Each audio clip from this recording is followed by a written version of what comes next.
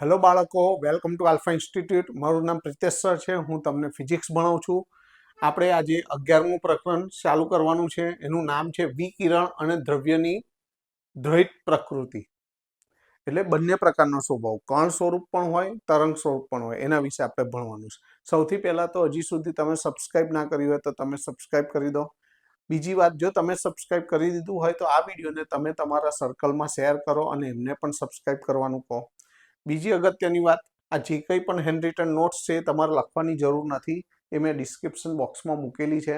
અને આગળના વિડીયો જોવાના બાકી હોય તો એ પણ મેં પ્લેલિસ્ટમાં મૂકેલા છે. અને સૌથી વધારે અગત્યની બાબત, જો તમને વિડીયો પસંદ આવે તો લાઈક અને કોમેન્ટ કરવાનું ચૂકતા નહીં. ઓકે, ચલો ચાલુ કરીએ. પ્રકરણ 11, વિકિરણ અને દ્રવ્યની દ્વૈત પ્રકૃતિ. હવે આની અંદર પ્રસ્તાવનામાંથી બહુ અગત્યના વાક્યો લીધા છે કે જેમાંથી તમારે MCQ પૂછાય. ઓકે, તો આ પણ બેઝ ક્લિયર તો હોવો જ જોઈએ. તો વિદ્યુત ચુંબકત્વ માટેના મેક્સવેલના સમીકરણો અને વિદ્યુત ચુંબકીય તરંગો ઉત્પન્ન કરવા અને તેમને પારખવા માટેના હર્ટ્ઝના પ્રયોગો. આ બંને પરથી પ્રકાશનું તરંગ સ્વરૂપ દ્રઢપણે સ્થાપિત થયું. બે અગત્યનું, મેક્સવેલના સમીકરણ ને હર્ટ્ઝના પ્રયોગો. પણ હર્ટ્ઝના પ્રયોગો શાના માટે? વિદ્યુત ચુંબકીય તરંગો ઉત્પન્ન કરવા અને એમને પારખવા. વિદ્યુત ચુંબકીય તરંગો ઉત્પન્ન કરવા અને એને પારખવા માટેના હર્ટ્ઝના પ્રયોગો અને વિદ્યુત ચુંબકત્વ માટેના મેક્સવેલના સમીકરણો બંને પરથી પ્રકાશનું તરંગ સ્વરૂપ ધરાવે છે એ ચોક્કસપણે સાબિત થયું. રોન્જન નામના વૈજ્ઞાનિકે શાની શોધ કરી? ક્ષ કિરણોની. જે થોમ્સને શાની શોધ કરી? ઇલેક્ટ્રોનની. વિલિયમ ક્રુક્સે શાની શોધ કરી? કેથોડ કિરણોની. જે થોમ્સને આ ઉપરાંત શું જણાવ્યું? કે કેથોડ કિરણોની ઝડપ શોધી એમને. ઝડપ કેટલી હોય છે? તો પ્રકાશની ઝડપ, જે આપણને ખબર છે 3 × 10⁸ મીટર પર સેકન્ડ, એનાથી 0.1 થી 0.2 ગણી વધારે હોય છે. તથા વિશિષ્ટ વિદ્યુતભાર, જેને E/m નું મૂલ્ય કહેવાય, વિશિષ્ટ વિદ્યુતભાર એટલે E/m, એનું મૂલ્ય 1.76 × 10⁻11 કુલમ પ્રતિ કિલોગ્રામ છે.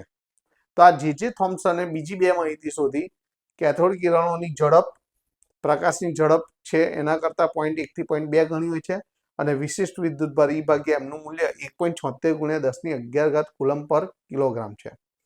આ ઉપરાંત E/m નું મૂલ્ય ધાતુના પ્રકાર, હવે આ જે વિશિષ્ટ વિદ્યુતભાર છે શાના પર આધાર રાખે છે?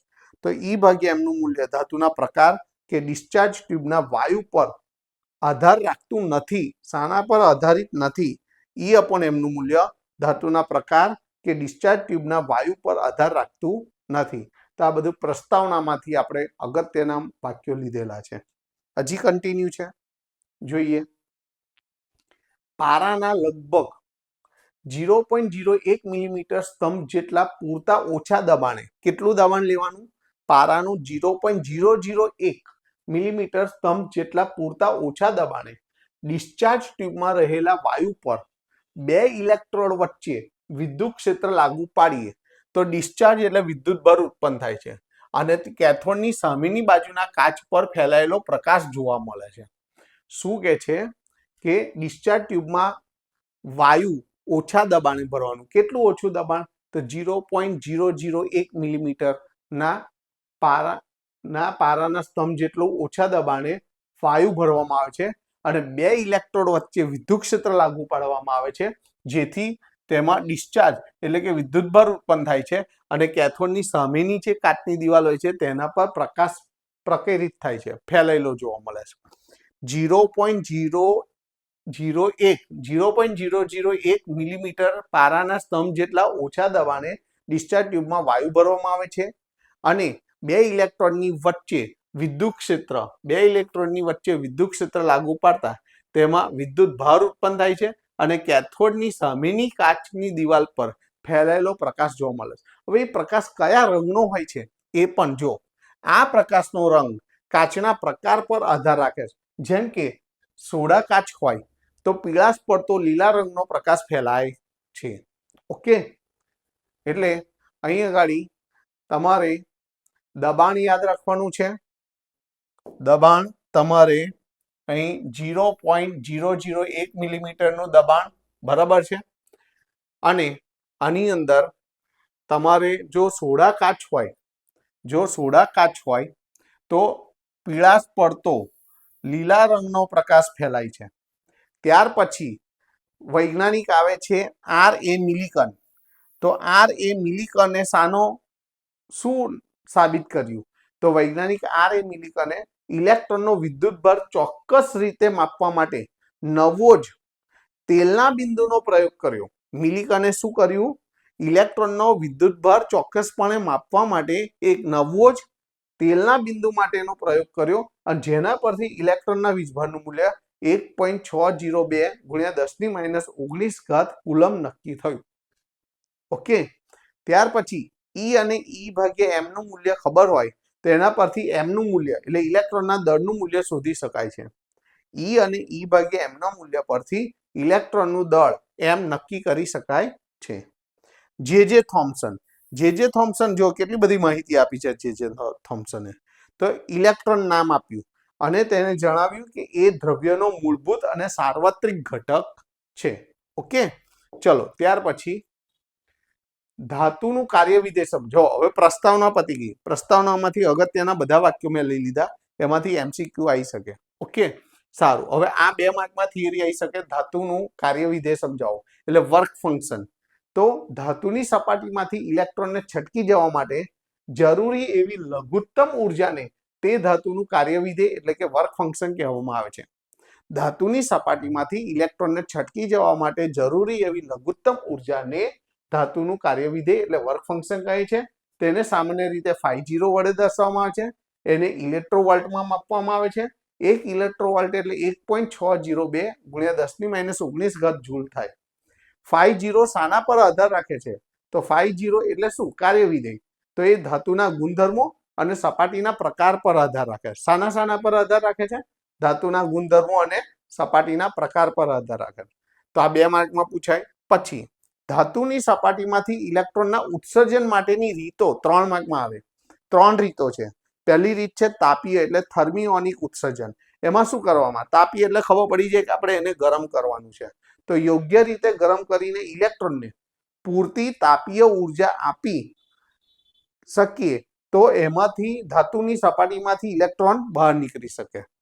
યોગ્ય રીતે ગરમ કરીને ઇલેક્ટ્રોનને પૂરતી તાપીય ઉર્જા આપીએ તો તે ધાતુની સપાટીમાંથી બહાર નીકળી શકે છે। ખ્યાલ આવી ગયો? આ પહેલી રીત થઈ। ત્યાર પછીની બીજી રીતમાં છે ક્ષેત્રીય ઉત્સર્જન। ક્ષેત્રીય ઉત્સર્જનમાં શું? સ્પાર્ક પ્લગની જેમ ધાતુ પર ખૂબ જ પ્રબળ વિદ્યુત ક્ષેત્ર એટલે કે 10⁸ વોલ્ટ મીટર ઇન્વર્સના ક્રમનું લાગુ પાડીએ। સ્પાર્ક પ્લગની જેમ ધાતુ પર ખૂબ જ પ્રબળ વિદ્યુત ક્ષેત્ર એટલે કે 10⁸ વોલ્ટ મીટર ઇન્વર્સના ક્રમનું લાગુ પાડીએ વિદ્યુત ક્ષેત્ર તો ઇલેક્ટ્રોનને ધાતુની સપાટીમાંથી બહાર ખેંચી શકાય છે। અને ત્રીજી રીત છે ફોટો ઇલેક્ટ્રિક ઉત્સર્જન। તો એમાં યોગ્ય આવૃત્તિનો પ્રકાશ ધાતુની સપાટી પર આપાત કરવામાં આવે। યોગ્ય આવૃત્તિનો પ્રકાશ ધાતુની સપાટી પર આપાત કરવામાં આવે તો ધાતુની સપાટીમાંથી ઇલેક્ટ્રોનનું ઉત્સર્જન થાય છે। આ ફોટો ઉત્સર્જિત ઇલેક્ટ્રોનને આપણે ફોટો ઇલેક્ટ્રોન કહેવામાં આવે છે। તો 3 માર્કની અંદર પ્રશ્ન પૂછાય એવો છે, તો એને હું IMP લખીશ। એમ તો 2 અગત્યના છે પણ આ વધારે અગત્યનો છે, બરાબર છે। એની રીતો તો અહીં લખી દઉં છું IMP। ઓકે, સારું। ત્યાર પછીનો પ્રશ્ન હર્ટ્ઝના અવલોકનો સમજાવો। હર્ટ્ઝે શું અવલોકન નોંધ્યું? હેનરી હર્ટ્ઝે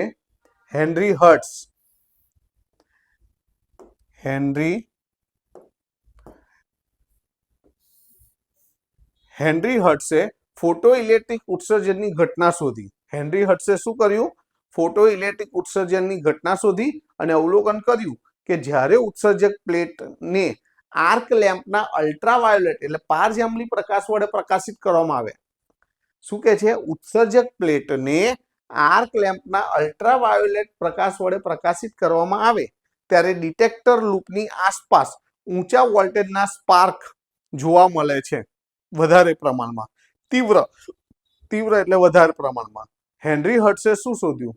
ફોટો ઇલેક્ટ્રિક ઉત્સર્જનની ઘટના શોધી અને શું અવલોકન આપ્યું? તો ઉત્સર્જન પ્લેટને આર્ક લેમ્પના અલ્ટ્રાવાયોલેટ પ્રકાશ વડે પ્રકાશિત કરવામાં આવે ત્યારે ડિટેક્ટર લૂપની આસપાસ ઊંચા વોલ્ટેજના સ્પાર્ક વધારે તીવ્ર થાય છે.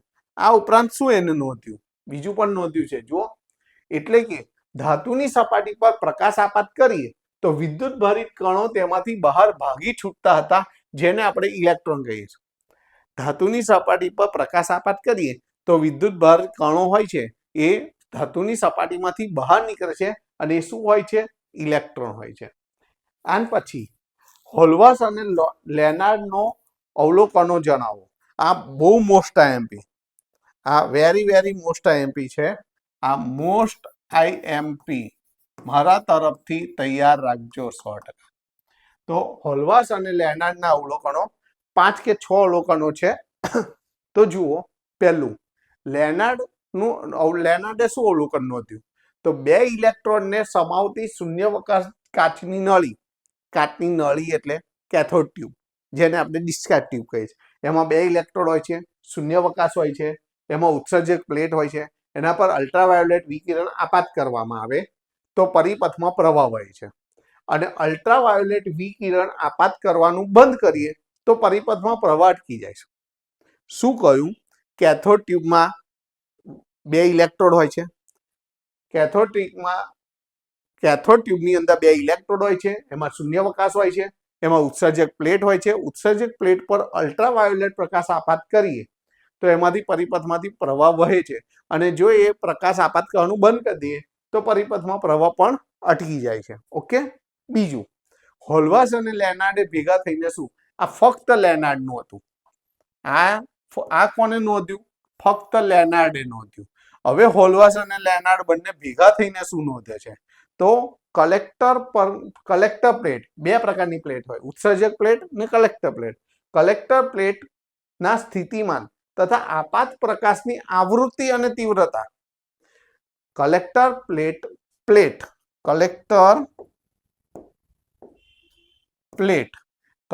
પ્લેટના સ્થિતિમાન તથા આપાત પ્રકાશની આવૃત્તિ અને તીવ્રતા સાથે ફોટોઇલેક્ટ્રિક પ્રવાહ કેવી રીતે બદલાય છે? ફોટોઇલેક્ટ્રિક પ્રવાહ કેવી રીતે બદલાય છે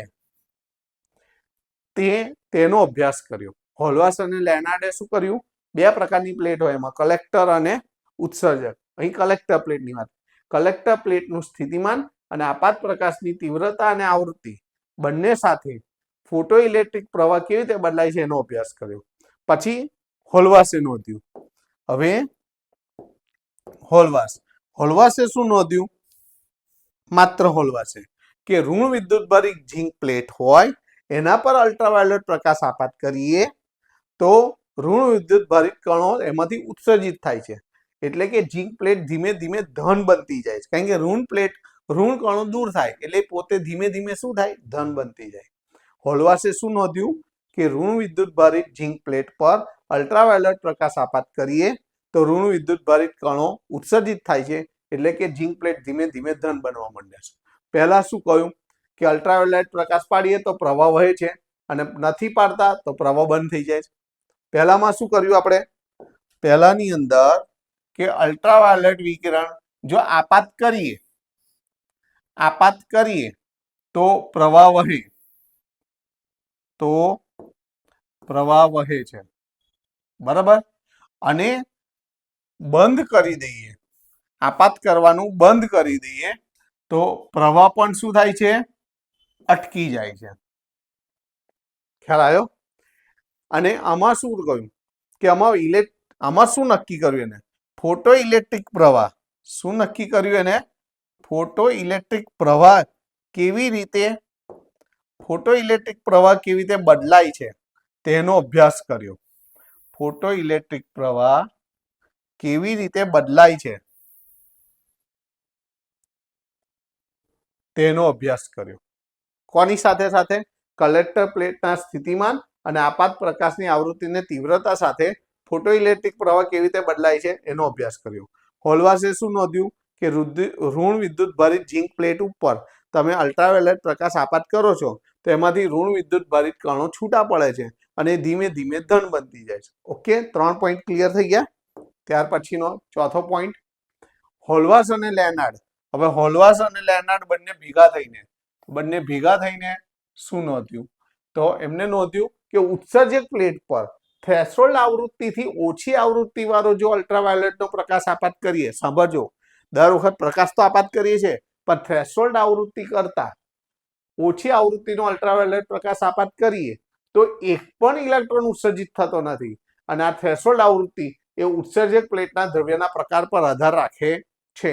તો થ્રેશોલ્ડ આવૃત્તિથી ઓછી આવૃત્તિ, થ્રેશોલ્ડ આવૃત્તિ તમારો શબ્દ યાદ રાખવાનો છે. થ્રેશોલ્ડ આવૃત્તિથી ઓછી આવૃત્તિથી જો પ્રકાશ આપાત કરવામાં આવે તો એક પણ ઇલેક્ટ્રોન ઉત્સર્જિત થતો નથી. ઓકે, ત્યાર પછી પાંચમો નંબર, ઝીંક, કેડમિયમ, મેગ્નેશિયમ જેવી ધાતુઓ છે એ ટૂંકી આવૃત્તિ વાળા અલ્ટ્રાવાયોલેટ તરંગો હોય, પ્રકાશ હોય તો પણ ઇલેક્ટ્રોન ઉત્સર્જન કરે, અપવાદ કહેવાય. બરાબર, અહીં તો એવું કહેલું થ્રેશોલ્ડ આવૃત્તિ કરતા ઓછી ના હોય છે, પણ આ લોકો ઝીંક, કેડમિયમ ને મેગ્નેશિયમ જેવી ધાતુઓ છે એ બહુ ટૂંકી આવૃત્તિ હોય તો પણ એ ઇલેક્ટ્રોન ઉત્સર્જન કરે છે. અને આલ્કલી ધાતુઓ, એટલે અહીં આગળ તમારે આ ત્રણ તમારે યાદ રાખવાના છે. બરાબર છે. અને અહીં આલ્કલી ધાતુઓ, તો આલ્કલી ધાતુઓ જેમ કે લિથિયમ, સોડિયમ, પોટેશિયમ, સીઝિયમ અને રૂબિડિયમ એ દ્રશ્ય પ્રકાશ માટે પણ સંવેદનશીલ છે.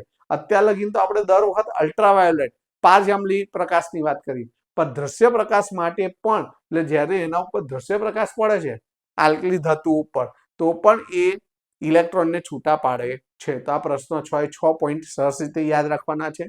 એન પછીનો પ્રશ્ન, ફોટો ઇલેક્ટ્રિક અસરનો પ્રાયોગિક અભ્યાસ. ફોટો ઇલેક્ટ્રિક અસરનો પ્રાયોગિક અભ્યાસ, તો એની ગોઠવણી, પ્રયોગની ગોઠવણીમાં સૌપ્રથમ શૂન્યાવકાશિત એક કાચની ટ્યુબ, જેને આપણે ડિસ્ચાર્જ ટ્યુબ કહીએ છીએ કે કેથોડ ટ્યુબ લઈએ, એ ટ્યુબ લેવામાં આવે છે જેમાં પ્રકાશ સંવેદી પ્લેટ સી હોય છે અને બીજી એક પ્લેટ એ હોય છે. આ જે પ્લેટ સી હોય છે એને ઉત્સર્જક પ્લેટ કહેવાય છે અને જે પ્લેટ એ હોય છે એને કલેક્ટર પ્લેટ કહેવામાં આવે છે. ઓકે, ક્વાર્ટ્સની બારી હોય છે, એમાં હમણાં આકૃતિ જોઈશું આના પછી છે જ.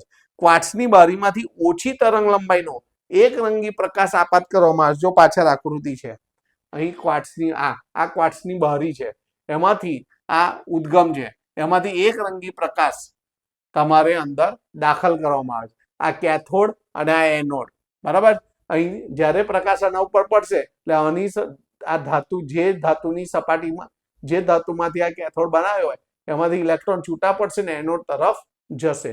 અને આ શૂન્યાવકાશિત નળી હોય છે. બરાબર, અને અહીં કોમ્યુટેટર હોય છે, એના વડે આને લીધે માઇક્રો એમ્પિયરનો પ્રવાહ નોંધવામાં આવે છે.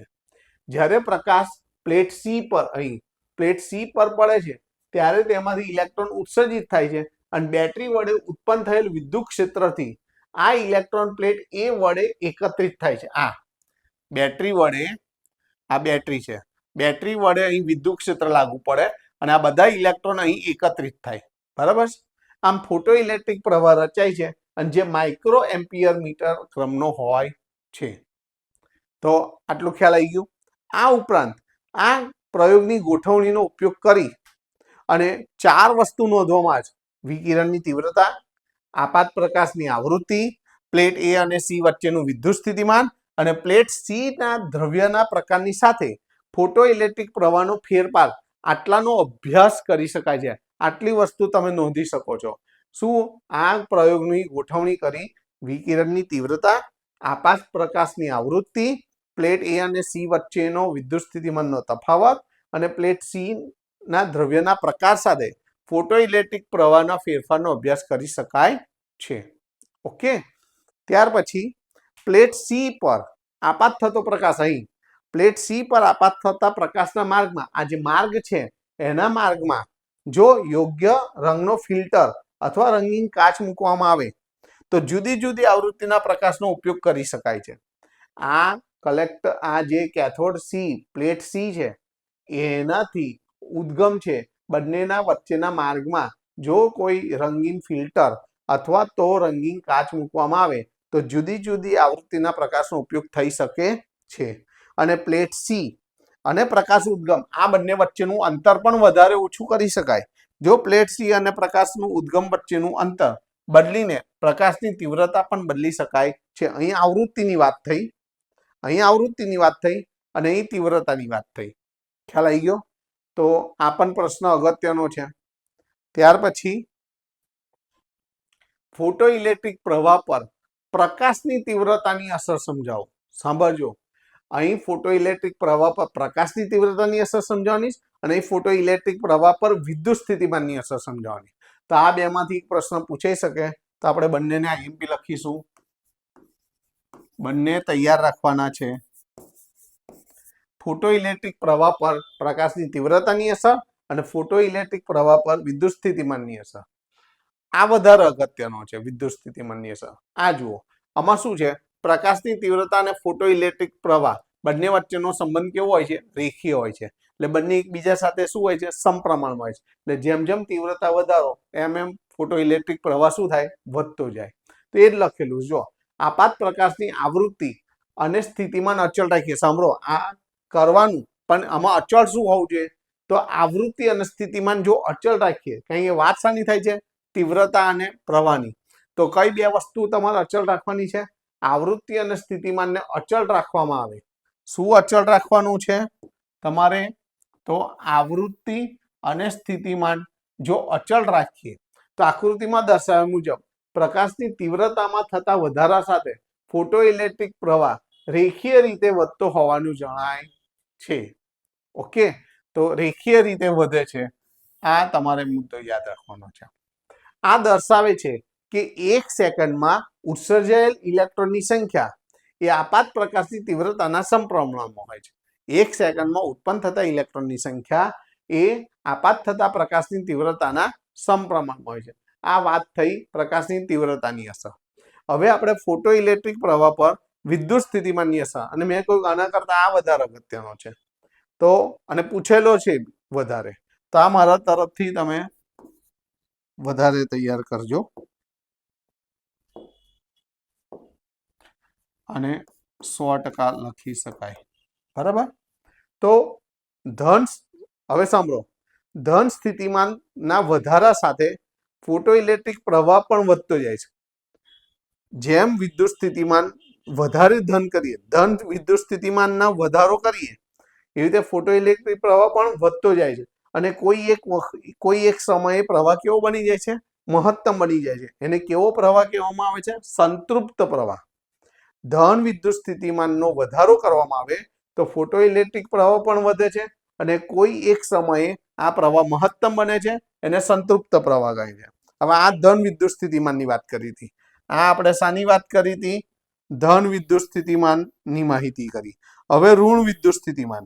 હવે ઋણ વિદ્યુત સ્થિતિમાનમાં વધારો કરીએ તો આના કરતા ઉલટું ફોટો ઇલેક્ટ્રિક પ્રવાહ ઘટતો જાય છે અને કોઈ એક સમયે એ પ્રવાહ શૂન્ય બની જાય છે. અહીં શું બન્યું હતું? પ્રવાહ કેવો બન્યો તો? મહત્તમ. અને અહીં પ્રવાહ કેવો બની જાય છે? શૂન્ય બની જાય છે. એને શું કહેવામાં આવે છે? કટ ઓફ અથવા તો સ્ટોપિંગ પોટેન્શિયલ V0 કહેવામાં આવે છે. ઓકે, તો બે વ્યાખ્યા આવી ગઈ. સંતૃપ્ત પ્રવાહ અને સ્ટોપિંગ પોટેન્શિયલની બે વ્યાખ્યાઓ આવી ગઈ. બરાબર? બે મુદ્દા થયા. ચલો ત્રીજો મુદ્દો V0 એટલે સ્ટોપિંગ પોટેન્શિયલ અને K મેક્સિમમ એટલે મહત્તમ ગતિ ઉર્જા. તો સ્ટોપિંગ પોટેન્શિયલ એ મહત્તમ ગતિ ઉર્જા ધરાવતા, એટલે K મેક્સિમમ ગતિ ઉર્જા ધરાવતા ફોટો ઇલેક્ટ્રોનને આકર્ષિત કરે છે અને પ્લેટ A પર પહોંચવામાંથી રોકે છે. આ સ્ટોપિંગ પોટેન્શિયલ એ મહત્તમ ગતિ ઉર્જા ધરાવતા ફોટો ઇલેક્ટ્રોનને આકર્ષિત કરે છે અને પ્લેટ A પર પહોંચવા દેતા નથી. એટલે પ્રવાહ અટકાઈ દે છે અને ફોટો પ્રવાહ શૂન્ય બનાવે છે. એટલે જ આ સમીકરણ મળે છે કે maximum is equal to EV0. આ સમીકરણ તમારા દાખલામાં કામ લાગશે. ત્યાર પછીનો મુદ્દો, હવે જો અહીં આગળ જુઓ કે આ પ્રવાહ ફોટો ઇલેક્ટ્રિક પ્રવાહ અલગ અલગ છે. બરાબર છે? પણ સ્ટોપિંગ પોટેન્શિયલ એક જ છે. તો અહીં શું કહે છે? આલેખમાં દર્શાવ્યા મુજબ ફોટો ઇલેક્ટ્રિક ની મહત્તમ ગતિ ઉર્જા એ પ્રકાશની આવૃત્તિ અને ઉત્સર્જક પ્લેટના દ્રવ્ય પર આધાર રાખે છે. સાંભળજો, કોણ? ફોટો ઇલેક્ટ્રિક પ્રવાહની મહત્તમ ગતિ ઉર્જા. મહત્તમ ગતિ ઉર્જા એ કોના પર આધાર રાખે છે? આ જે મહત્તમ ગતિ ઉર્જા છે શાના પર આધાર રાખે છે? પ્રકાશની આવૃત્તિ અને ઉત્સર્જક પ્લેટના દ્રવ્ય પર આધાર રાખે છે. પણ શાના પર આધાર નથી રાખતી? તો આપાત વિકિરણ તીવ્રતા પર આધાર નહીં રાખતી.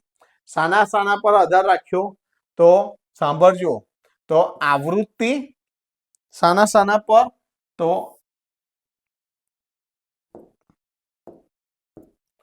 આવૃત્તિ અને દ્રવ્ય પર આધાર રાખે છે, પર આધાર રાખે છે. પણ શાના પર આધાર નથી રાખતો? તો તીવ્રતા પર આધાર રાખતો નથી. ખ્યાલ આવી ગયો? ચલો એના પછીનો પ્રશ્ન, આપાત વિકિરણની આવૃત્તિની તમારા આલેખ દોરવાનો છે, બરાબર છે. અહીં આગળ તમારે તીવ્રતા, અહીં આ જો ગ્રાફની અંદર ક્યાંય તીવ્રતા નથી, બરાબર છે, એટલે તીવ્રતા પર આધાર રાખતો નથી. ઓકે, ચલો હવે અહીં આપાત વિકિરણની આવૃત્તિની સ્ટોપિંગ પોટેન્શિયલ પર અસર. સાંભળજો, આવૃત્તિની સ્ટોપિંગ પોટેન્શિયલ પર અસર. તો અહીં સ્ટોપિંગ પોટેન્શિયલ જુદા જુદા હોય છે, પણ સંતૃપ્ત પ્રવાહનું તો એક જ મૂલ્ય મળે છે. સ્ટોપિંગ પોટેન્શિયલ જુદા જુદા હોય છે, આવૃત્તિ જુદી જુદી હોય છે, પણ સંતૃપ્ત પ્રવાહનું એક જ મૂલ્ય મળે છે. એ જ અહીં લખેલું જોઈ લો. આકૃતિમાં દર્શાવ્યા મુજબ જુદી જુદી આપાત પ્રકાશની આવૃત્તિઓ, જો આવૃત્તિઓ જુદી જુદી છે, આ ν3, ν2, ν1, બરાબર. જુદી જુદી આવૃત્તિઓ માટે સ્ટોપિંગ પોટેન્શિયલના જુદા જુદા મૂલ્યો મળે છે. આવૃત્તિ જુદી જુદી તો સ્ટોપિંગ પોટેન્શિયલ પણ જુદા જુદા, પણ સંતૃપ્ત પ્રવાહનું મૂલ્ય તો એક જ મળે, પણ સંતૃપ્ત પ્રવાહનું મૂલ્ય સમાન મળે છે. અહીં આગળ ν3, ν2 અને ν1 ને અકોર્ડિંગ શું આવે? V03, V02 અને V01 સ્ટોપિંગ પોટેન્શિયલ મળે. એ પાછળ લખેલું છે, જુઓ છે અહીં આગળ. અહીં છે ν3, ν2 અને ν1 ઉતરતા ક્રમમાં હોય તો અહીં આગળ V03, V02 અને V01 પણ શું હોય છે? ઉતરતા ક્રમમાં છે. અને આ ઉપરાંત આપાત વિકિરણની ઊંચી આવૃત્તિઓ માટે જો આવૃત્તિ ઊંચી લેવામાં આવે તો સ્ટોપિંગ પોટેન્શિયલ વધારવું મળે. શું કહ્યું? કે જેમ આવૃત્તિ ઊંચી તેમ જુઓ, અહીં આલેખમાં જ જુઓ, આ ઊંચી છે તો એનું મૂલ્ય જો -V03. જેમ ઊંચી આવૃત્તિ તેમ એનું સ્ટોપિંગ પોટેન્શિયલનું મૂલ્ય વધારવું. તો અહીં એ જ લખેલું છે, જો આલેખની જ માહિતી છે કે આપાત વિકિરણની ઊંચી આવૃત્તિ માટે સ્ટોપિંગ પોટેન્શિયલ વધારવું હોય છે. અને આકૃતિમાં દર્શાવ્યા પ્રમાણે ν3, ν1 અને ν3, ν2, ν1 ઉતરતા ક્રમમાં હોય તો V03, V02, V01 જે સ્ટોપિંગ પોટેન્શિયલ છે એ પણ ઉતરતા ક્રમમાં હોય. પછી આલેખ દોરવાનો છે. અહીં આગળ આપાત પ્રકાશની આવૃત્તિ છે અને આ થ્રેશોલ્ડ આવૃત્તિ છે. હંમેશા આપાત પ્રકાશની આવૃત્તિ થ્રેશોલ્ડ આવૃત્તિ કરતા વધારે હોય ને તો જ ફોટોઇલેક્ટ્રિક પ્રવાહ રચાય. જો ઓછી હોય ને તો ના રચે. એ પણ પોઈન્ટ છે. જોઈ આનાથી ઉલટું, જો આપાત પ્રકાશની આવૃત્તિ થ્રેશોલ્ડ આવૃત્તિ ઓછી હોય, જો અહીં લખેલું છે, જો આપાત પ્રકાશની આવૃત્તિ ન્યુ એ કટ ઓફ આવૃત્તિ અથવા થ્રેશોલ્ડ આવૃત્તિ ν0 થી ઓછી હોય તો ફોટો ઇલેક્ટ્રિકનું ઉત્સર્જન થતું નથી. તો આ શરત છે, બરાબર છે. આ ઉપરાંત અહીં આગળ કઈ કઈ માહિતી મળે છે? તો અહીં સુરેખાલેખ છે. આ તો સુરેખાલેખ પરથી બે માહિતી ને બે અવલોકન. એક અવલોકન તો મેં અહીં સરસ સમજાવી દીધી. બે માહિતી ને બે અવલોકન. તો પહેલી કઈ માહિતી છે? જો પહેલી માહિતી, પ્રકાશ સંવેદી દ્રવ્ય માટે આપાત વિકિરણની આવૃત્તિ સાથે સ્ટોપિંગ પોટેન્શિયલ રેખીય રીતે બદલાય છે. ટૂંકમાં અહીં આવૃત્તિ અને સ્ટોપિંગ પોટેન્શિયલ એમાં સંબંધ કેવો હોય છે? રેખીય. પ્રકાશ સંવેદી દ્રવ્ય માટે આવૃત્તિ વિરુદ્ધ સ્ટોપિંગ પોટેન્શિયલનો સંબંધ રેખીય હોય છે એવું લખેલું છે. બીજું, કટ ઓફ આવૃત્તિ ν0 માટે સ્ટોપિંગ પોટેન્શિયલ પણ શૂન્ય હોય છે. કટ ઓફ આવૃત્તિ હોય તો સ્ટોપિંગ પોટેન્શિયલ પણ શું હોય? 0 હોય. પછી બે અવલોકન. એમાં બીજું અવલોકન તો આપણે જોઈ લીધું. પહેલું અવલોકન શું છે? ફોટો ઇલેક્ટ્રોનની મહત્તમ ગતિ ઉર્જા આપાત વિકિરણની આવૃત્તિ સાથે રેખીય રીતે બદલાય. સાંભળજો, ફોટો ઇલેક્ટ્રોનની મહત્તમ ગતિ ઉર્જા આપાત વિકિરણની આવૃત્તિ સાથે રેખીય રીતે બદલાય છે અને તે તીવ્રતા પર આધાર રાખતી નથી. આવૃત્તિ સાથે રેખીય રીતે બદલાય છે એટલે સમપ્રમાણમાં હોય છે, પણ તીવ્રતા પર એનો કોઈ આધાર હોતો નથી. અને આ તો મેં કહી દીધું આનાથી ઉલટું. જો આપાત પ્રકાશની આવૃત્તિ કટ ઓફ આવૃત્તિ કરતા ઓછી હોય તો ફોટો ઇલેક્ટ્રિક પ્રવાહ રચાતો નથી. આ મારા તરફથી most IMP, very most IMP, બરાબર છે. આ મોસ્ટ આઈએમપી 100% આ તૈયાર રાખજો, બરાબર છે. તો આજે આપણે આટલી થિયરીઓ લીધી. આટલી થિયરી સરસ રીતે તૈયાર કરી દો. બાકીની જે થિયરીઓ છે બરાબર 5 કે 6 થિયરી રહી છે એ આપણે નેક્સ્ટ લેક્ચરમાં લઈશું અને થિયરીઓ એમાં પૂરી કરીશું. ઓકે, તો અગાઉ મેં તમને કહ્યું એ પ્રમાણે જો તમને વિડીયો પસંદ આવ્યો હોય તો લાઈક અને કોમેન્ટ જરૂરથી કરજો. ઓકે, ચલો ટાટા બાય, સી યુ.